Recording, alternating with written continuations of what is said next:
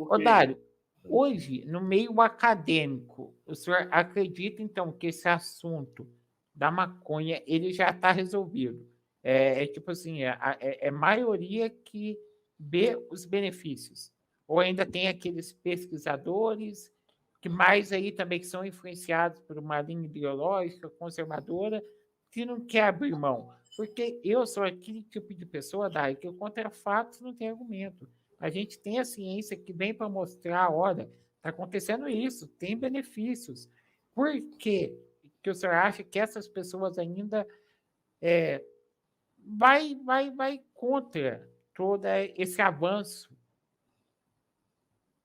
olha, o principal foco de resistência ao uso medicinal da maconha e, sobretudo, a produção no sentido de plantio da planta, né? É muito importante a gente separar das pessoas. Uma coisa é você produzir extrato da planta. A maconha é uma planta que existem vários componentes identificados ao longo desses últimos 50 anos. Se identificou mais de 140 componentes da maconha.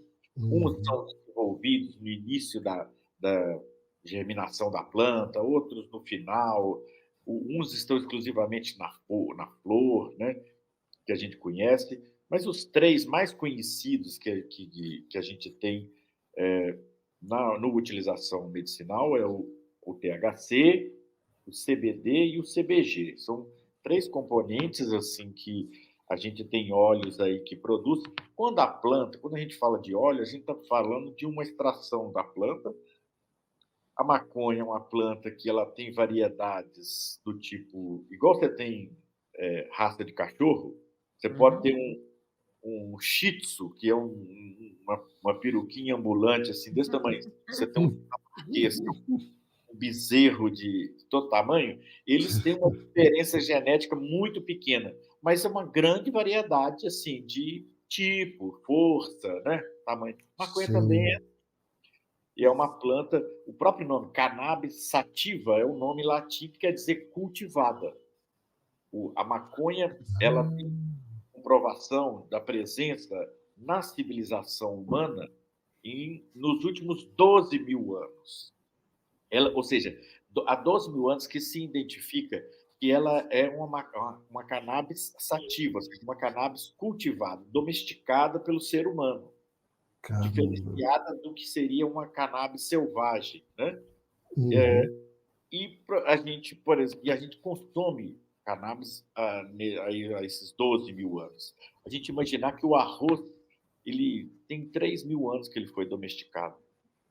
A maconha tem mais convivência na evolução genética da espécie humana do que o arroz, por exemplo. Bom, Ele é.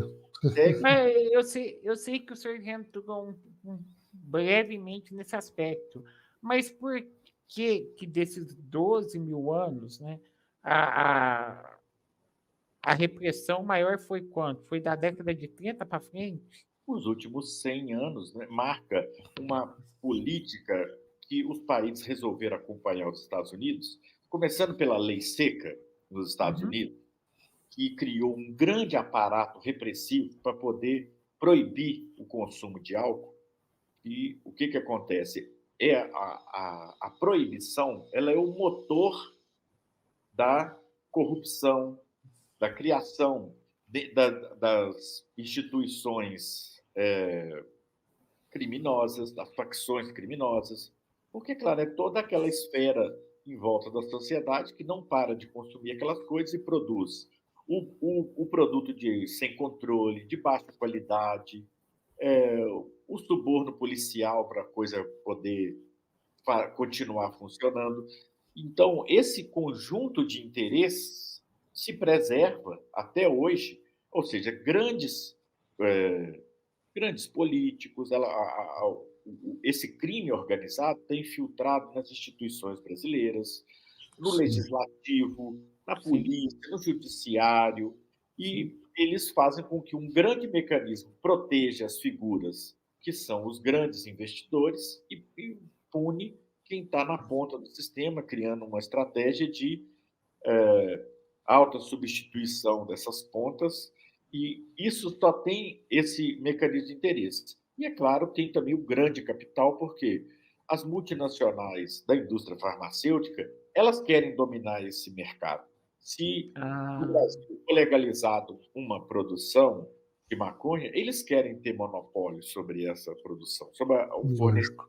do medicamento. Eles não interessa para eles um medicamento que você possa fazer em casa e plantar possa no quintal. plantar no quintal, desenvolver como sempre foi.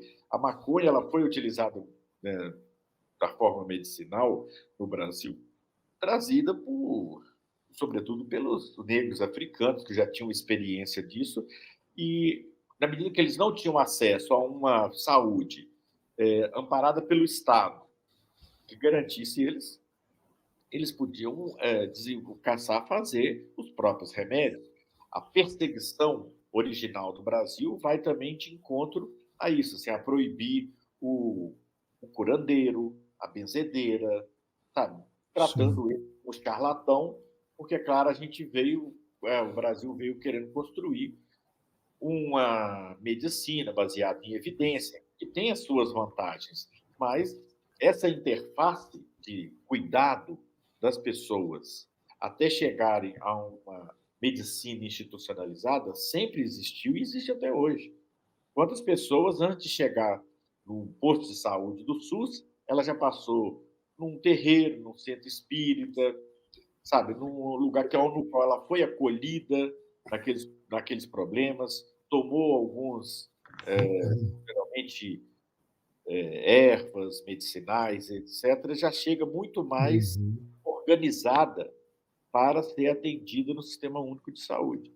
É necessário que a gente interaja, reconheça essa interface, e a maconha vem disso, vem dessa utilização.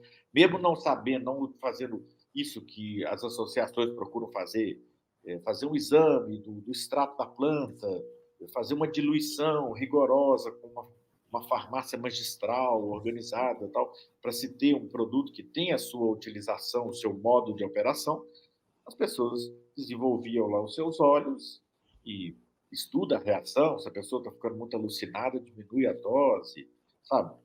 Vai, E para Sim. dor, vai se organizando para aquilo ali ter eu vou efeito. trazer um exemplo, eu não sei se é lenda, mas no mundo do maconheiro tem muito desse exemplo, de uma cidadezinha do interior, se eu não me engano, é de Minas, ou eu não lembro, que tinha plantada no meio da praça, né? E os velhinhos lá pegavam as folhinhas, ia tomando. Aí, depois de muito tempo, que a polícia descobriu que era um pé de maconha, realmente. Só que nisso, os velhinhos, ninguém tomava remédio de pressão. A cidade inteira tinha a sua. Tava, não tinha cidade Eles mais remédio de tomavam pressão. chá? Eu acho que Faziam pegava chá as ou... folhas, Eu acho o que é uma reportagem que a gente encontra na internet, é do Rio Grande do Norte. Rio Grande do Norte. A cidade tinha, as pessoas tinham plantado nas suas hortas, tinha na praça pública, fazia chá de folha, fazia todo mundo calmo e tudo. E quando chegou um delegado novo, ele identificou essa planta e falou assim: isso é maconha, isso é proibido. E aí, assim, a cidade que estava toda bem cuidada se viu do dia para a noite. Então, não é lenda. Não Não é é lenda, lenda. Tem. Gente, Ô, que da hora. ô Dário, uma dúvida. Eu até comentei com o Neto aqui anteriormente, antes do nosso bate-papo, que eu sou de 88, então eu peguei aquela parte daquele discurso na televisão, diga não às drogas, sabe? Vixe. Pegava toda aquele. Meio que foi uma lavagem cerebral que fizeram com o brasileiro nessa época, né? O senhor acredita que hoje está vindo uma desconstrução disso? Ou não? Ainda. inevitável, uma desconstrução inevitável, né? Hum. Eu já tenho 59 anos, né? Está novão ainda? Tô, tô novo ainda. Tenho uma família assim que a minha infância, né, marcada assim, quando se falava sobretudo disso, de maconha, quem usa maconha, era uma coisa demonizada, né?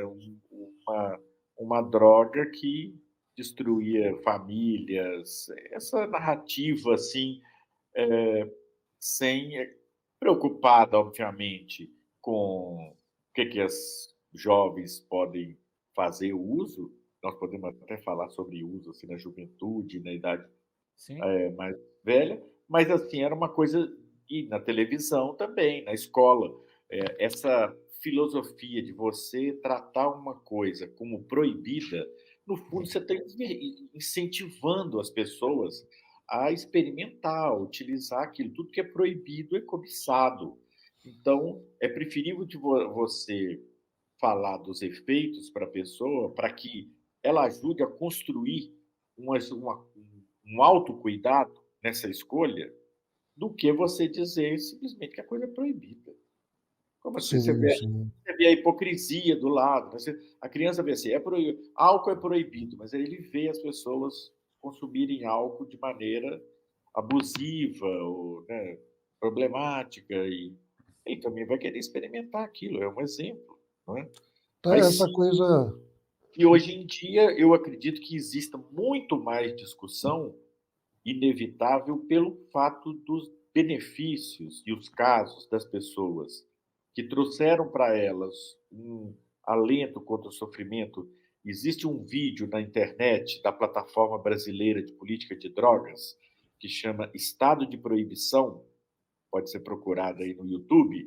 É um vídeo aí de uma meia hora, 15 minutos, são entrevistas com mães de diversas naturezas, assim, mães que descobriram que poderia dar para o neto, mãe, avó e tudo mais, que se julga que arriscando, inclusive de ir lá na boca, comprar uma maconha prensada e fazer com essa maconha mesmo um óleo medicinal, porque produz um efeito benéfico para o familiar dela lá, o neto, o bisneto, ou seja, correr esse risco. E outra que é mães de pessoas que são policiais, que estão na frente do combate, assim, da famigerada guerra às drogas, ou seja, pessoas assim, que são os policiais de baixo escalão, soldados, Uhum. mas que morreram nesse confronto de atacar as comunidades com a violência de Estado absurda e, obviamente, entrar em confronto com resistência assim, da população. Mas nesse lugar assim, é muito importante a gente ver assim, como que a população, mesmo correndo risco, quer produzir o remédio. Então, isso vem se desenvolvendo e se confrontando com essa ideia de que maconha simplesmente é uma coisa, porta de entrada das drogas.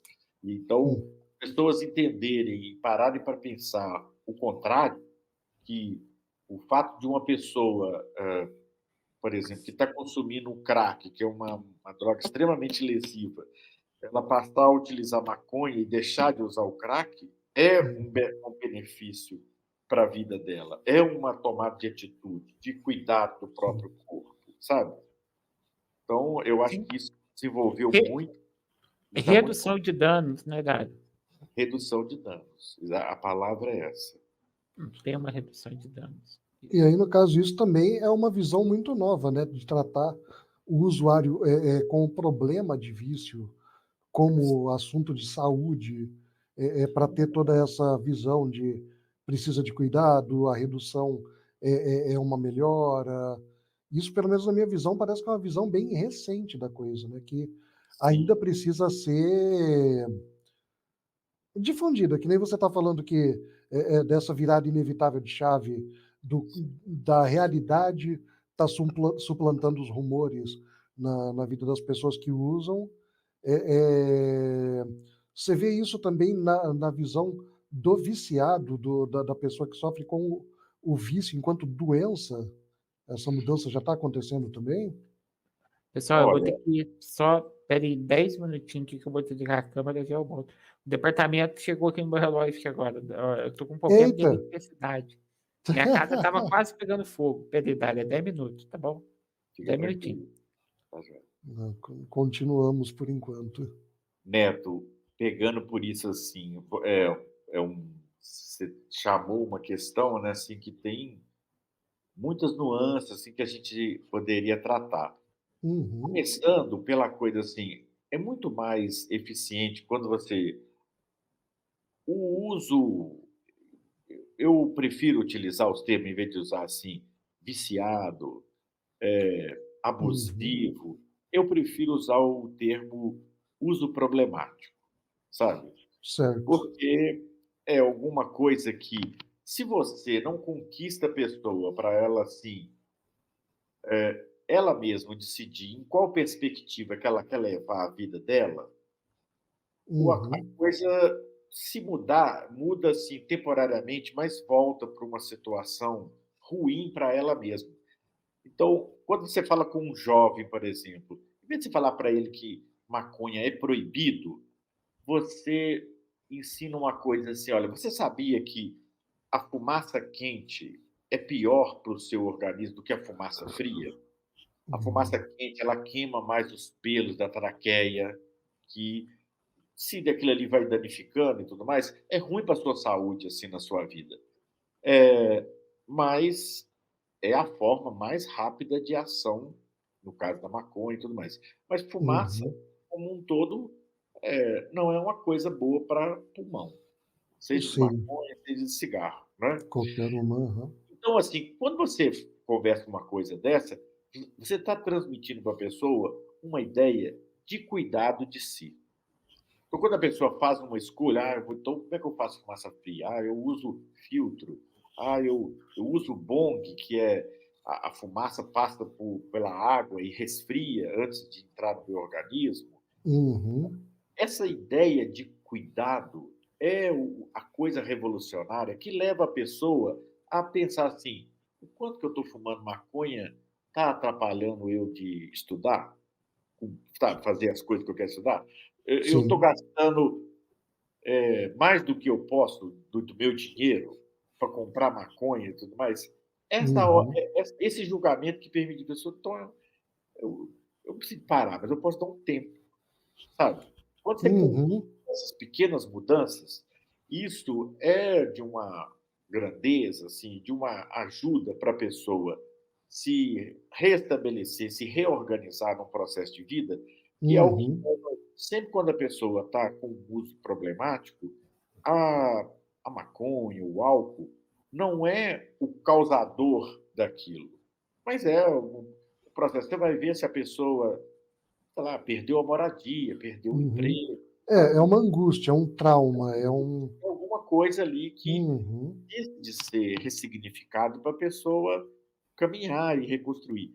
Você vê nesses programas que a gente estava falando, de redução de danos, que envolve, por Sim. exemplo, oficinas de convivência, de arte, e os monitores, na maioria das vezes, são pessoas que, exato, passaram por esses processos de estar num uso muito problemático, etc., e que Uhum. conviveram com essas atividades, e aprenderam, desenvolveram potencialidades e passaram a fazer aquilo ali como uma coisa de vida.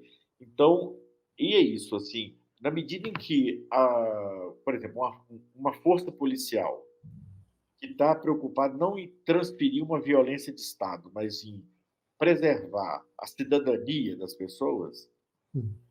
se ela pega uma pessoa utilizando, qual é a lei de Portugal? Pode ser maconha, pode ser cocaína, heroína, LSD.